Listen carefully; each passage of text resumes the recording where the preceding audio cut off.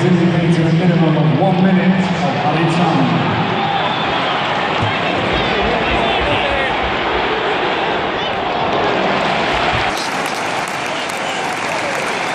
Well, the top of Manchester United scores 21 under.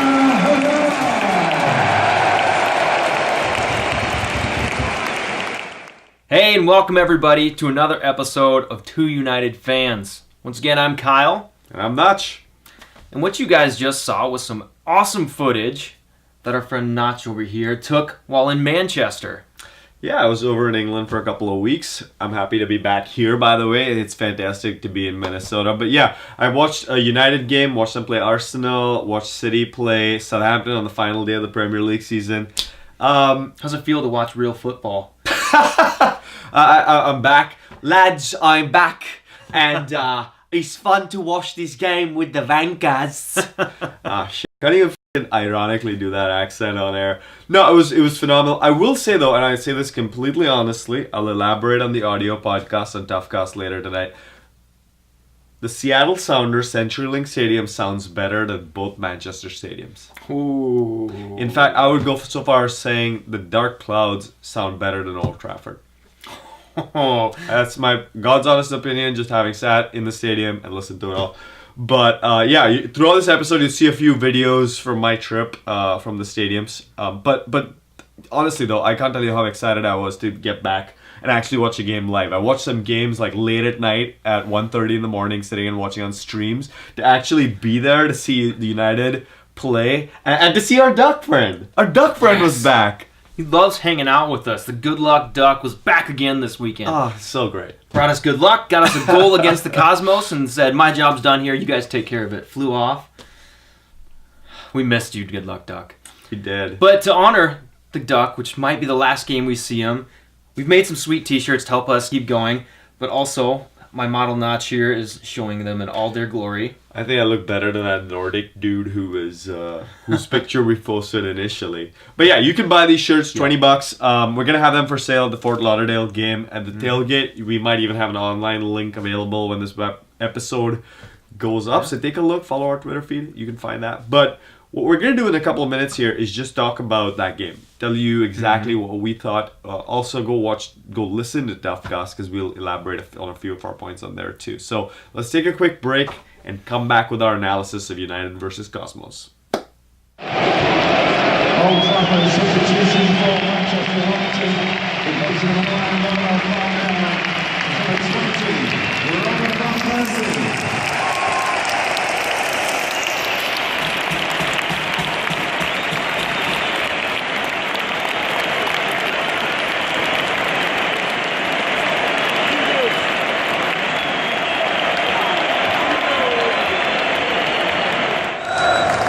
Second substitution for City. Today's goal scorer and captain, making his final appearance in England. He replaced number 18, Frank Lampard. Welcome back. Now it's time for some analysis, Nach. We're going to talk about the big spring game. This was number 1 New York Cosmos versus our number 2 Minnesota United. Spring championship on the line. Spring championship on the line, an opportunity to notch our first win against the Cosmos at the head of a 3-game winning streak. You know, of course, not counting the horrific display midweek, which we won't talk about. We'll spare you that. I just find it funny that the U.S. Open Cup is every other year because we didn't play the U.S. Open Cup this year. Last year there was a U.S. Open Cup. The year before there was no U.S. Open Cup. I think they should do it every year. But no, it's front of a packed Nessie. Record crowd came out to watch it, and it was a good game. We played very well, but unfortunately came away with a tie, giving up a last-minute goal to none other, had to be Mr. Raul. I wish it would have been anybody else, to be honest. But anyway, we've got 3 points of analysis. Point number 1, the defense. Defense looked great, Nach. It really did. It really did. Both Thiago and Cristiano were on point. Cristiano in particular, he was making those runs, finding ways to cover attackers, making those tackles, to prevent the Cosmos from even making an attack. Absolutely. The Cosmos didn't have a lot of chances in this game, although it was fairly even possession on the stat sheet throughout the game. really didn't see him breaking in. There wasn't a lot of moments where the crowd was sitting there saying, "Oh God, they're going to score." So the defense held up really well, and even more talking about the outside backs of the defense, and Venegas and Davis played great going forward too. Davis this year, I think he's always been good. We talked about this before, but Davis is just tearing it up at that back position. You know, last year I think that the whole rest of the team was so good. They were all playing out of their minds that you didn't really notice Davis's individual contributions. I'd go so far as saying Justin Davis is on the caliber of Miguel Ibarra in terms of the contribution he makes for our team. You see the runs he makes. You see the last minute tackles he has. You know, he's drawn some fouls last year. He got a red card, as I recall. Some people were getting on his case, but I think that's the stuff he has to do to prevent us from getting scored on. So he is, bar none, one of my players of this match, and so far, like you said, players of the season for us. Kevin Venegas came back. He is back to his old self. Looked great. He looked really great. There was a little argument between him and Thiago at one point because he stopped to argue with the referee when he should have kept a run to cover an attacker moving with the ball. So there was some issues, but moving back to the center, not a lot of kind of, like you said, moments where we thought that there were a lot of blunders or anything like that. Very strong defense, which is great because that's the area that our team is the weakest. Absolutely. Next, second point. Let's hit it up. And this is, we're talking about players again that played well, but this time some surprising players. We had one coming back from injury in Ibsen, and also Mendez getting some more minutes recently. Both played very, very well this game. It was great to see. I mean, I've not made any secret of the fact that I think Ibsen has been a great disappointment so far this year. He came in with all the hype of a UEFA Champions League player brings in when they're signed to an NASL team. As he should. And then, those first few games that he played, he was basically like any other NASL player, which, great, that's fine, but that's not what you were hyped to be, man.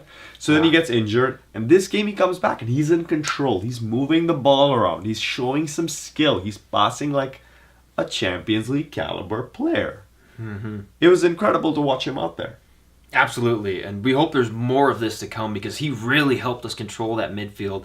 And I think that led to a lot of the Cosmos' lack of chances is just we were able to maintain possession.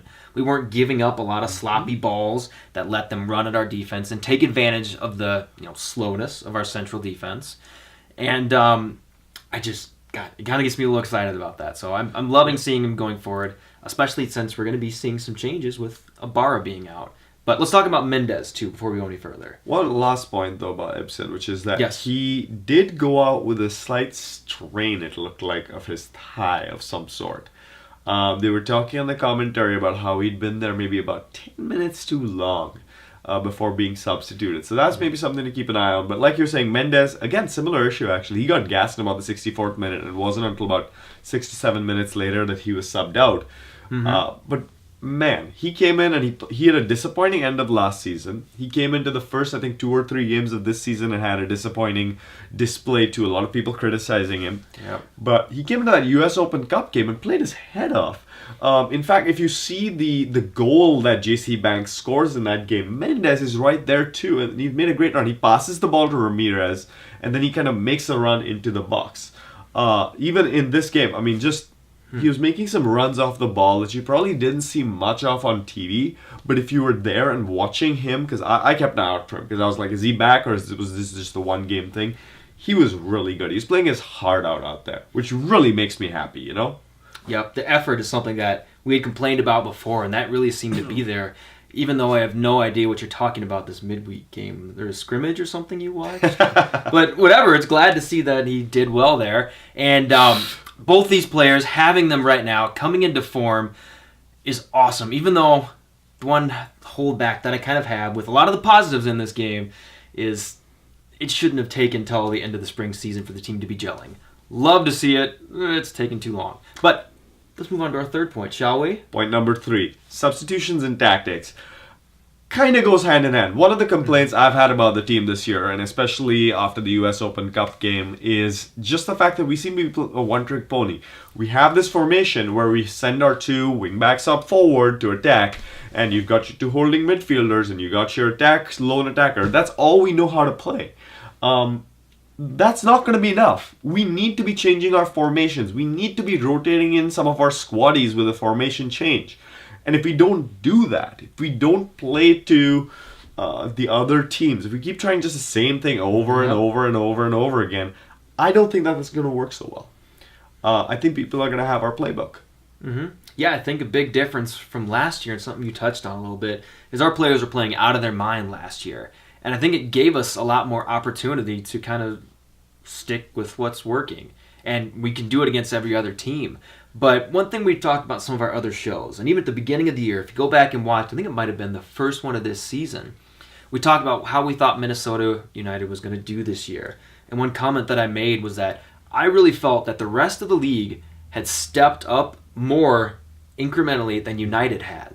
And that's causing us to have these conversations now where we do need to have these new tactics. We do need to adjust to the team we're playing because there is more talent there. We have to actually not just rely on athleticism and individual skill to beat teams anymore in the NASL. I mean, one of those things that we can talk about in this game was substitutions. Mm-hmm. We had a pretty old lineup when you look at it, starting out this game. With Campos, with Mendez coming in, with Giuliano and Ibsen. And you had some young guys on the bench. Our substitutes were Banks, Jordan, and Ramirez. But they came in the 76th, the 80th, and 90th minute.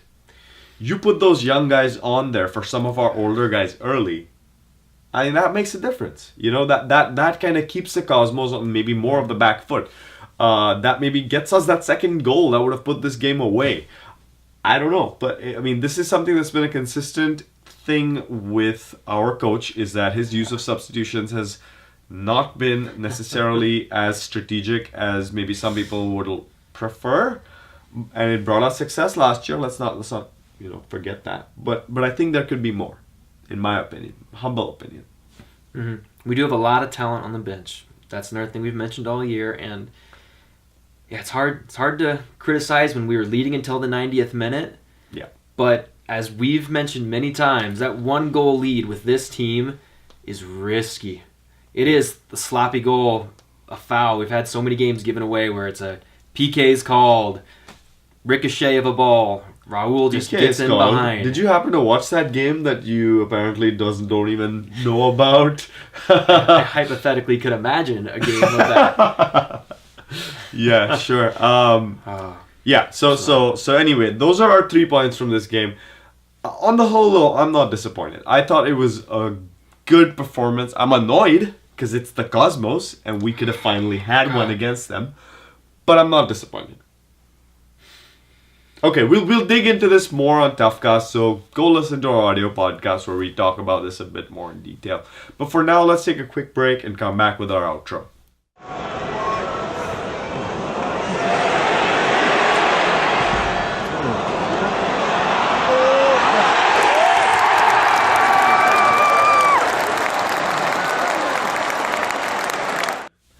Thank you guys for watching another episode of Two United Fans. We hope you enjoyed our analysis. And before we go, we wanted to touch on a big story that's in the news this week that has us all hoping for the soul of soccer, and that is the FIFA arrests that have been made. I thought you were going to talk about the FA Cup final. No, it's true. I mean, 14 arrests, I think it was, the final count.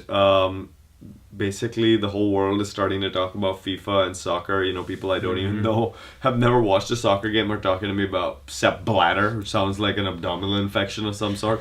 Doctor, I got a Sepp Blatter. But it's seedy. The whole business of soccer internationally has had a terrible reputation for decades now. And it's all being brought out into the open, the links are now being made to World Cup assignments, people being given posts in federations. Even there were rumors about the Brazil team selection for the World Cup being influenced by marketing. I mean, it's just crazy stuff. Yeah, but that really hurts the integrity of the game. The thing that gets difficult for me, beyond just the financial things which are important, is also when the lives become involved. So... yeah. Brazil was bad enough with how it damaged the country's infrastructure and what they sacrificed. You go to Qatar, and how many thousands of people are dying, literally dying, that are slaves who are building it. In Russia, with the horrible human rights records, those go beyond just what's being arrested for right now, which is financial transgressions, which are important. it's a way to get in there, but those have such a conflict. Like other people have said, like John Oliver has some great videos on it, where it's so tough to not watch the sport I love in the World Cup when how much terrible things are happening for some of these coming World Cups. It sucks. I love this game. I don't want this to be a part of it, but I don't know what to do. It's very sad, and I should mention a lot of those people dying in Qatar are of South Asian origin like me, so it's a little bit personal for me, to be perfectly honest. But anyway, the other thing that we should obviously mention is one of the individuals who's indicted is the chairperson of the NASL, Aaron Davidson, who is the head of Traffic Sports USA, also known as owners of the Carolina Railhawks, major investors in the North American Soccer League. We're not going to touch that right now on To United Fans. We are going to touch it a little bit more in TUFcast, so go ahead, find us on iTunes, find us on Stitcher, find us on other places that, find places that audio podcasts are hosted. And, of course, subscribe to us on YouTube. Follow us on Twitter. Like us on Facebook. Throw a rock through our windows with your love notes. Please don't do that. I don't own this place. It'll be all the EPL fans that you told them their stadium sucks. So Nach's place, not mine. He said it, not me. Yeah. So do all of that good stuff, people. But again, it's nice to be back. It's nice to be sitting in front of you. It's nice to see you all at the stadium. I'll see you in a week's time. I'm Nach. And I'm Kyle. Good night, everybody.